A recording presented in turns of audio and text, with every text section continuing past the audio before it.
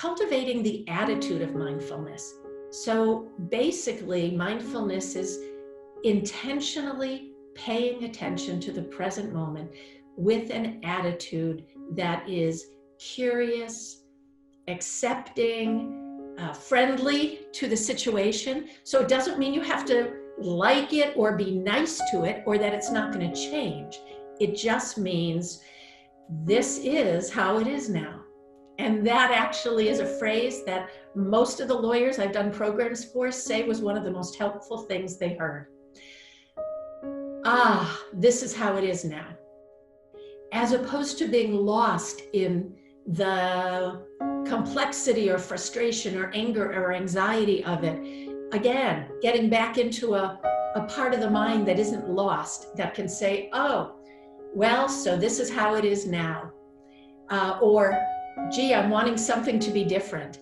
Instead of being lost in the anxiety and the thoughts, even just to notice, oh, what's happening now is I want it to be different. Again, create space. And in that space, there's a little more ease, even though the situation may be exactly as it was a moment ago.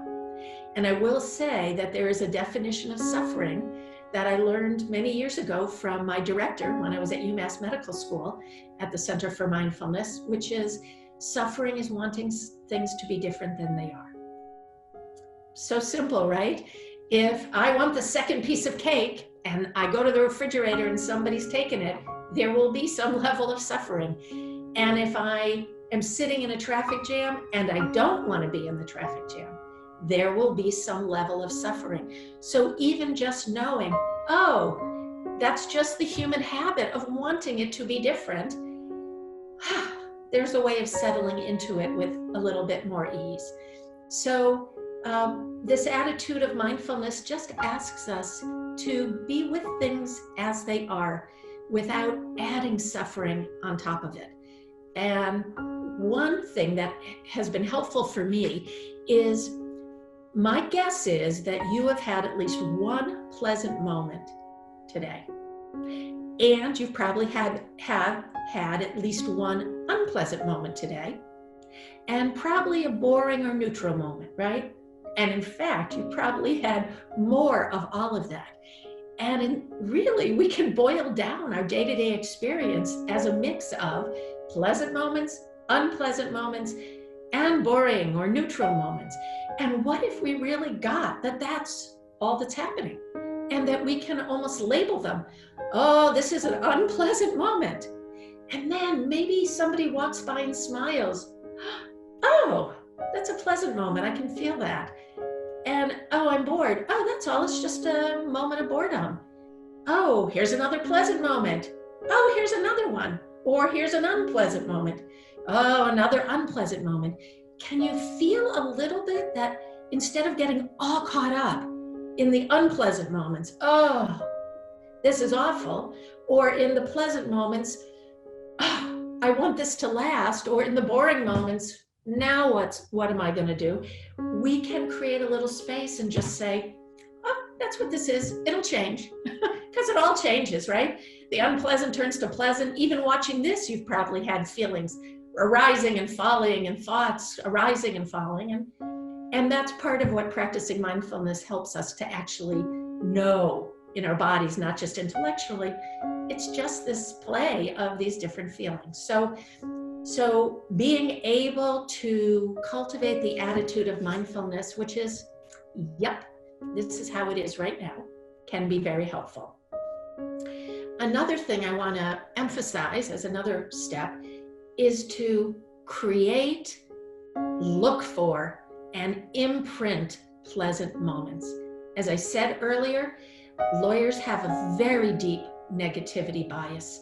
It is really what makes us excellent lawyers, but it can also be very toxic to us as human beings. And so I have found, at least for myself, I need to consciously notice something is a pleasant moment and stop and take it in. And the scientists will say, imprint it in our mind. And so here's an example of this bias. If I'm doing a body scan practice, for example, and the teacher says, or the guide says, notice what sensations are in your body, I will immediately go to, oh, this hurts and this isn't working. And it took a long time to realize, well, wait a minute, my big toe feels just fine, or my nose is okay today. And even today I said, oh, I'm noticing that my breathing is more flowing today than it was yesterday. So inclining toward pleasant moments and taking a moment with them. If you see a really beautiful full moon or a sunrise, instead of saying, oh, that's nice, and then going about your day, if you actually stop and notice, oh, that's really beautiful. Gee, and I can feel a little warmth here, and I'm smiling, and I'm so glad I didn't miss it. Just a little bit of that means at the end of the day, even if it was a really stressful day with lots of unpleasantness, you have half a chance of remembering, yeah, but that moon felt great. Or the wind on my face when I took that walk, that really felt nice. And so this is really important to do. We need it to counter the additional unpleasant moments that we may be facing given this pandemic.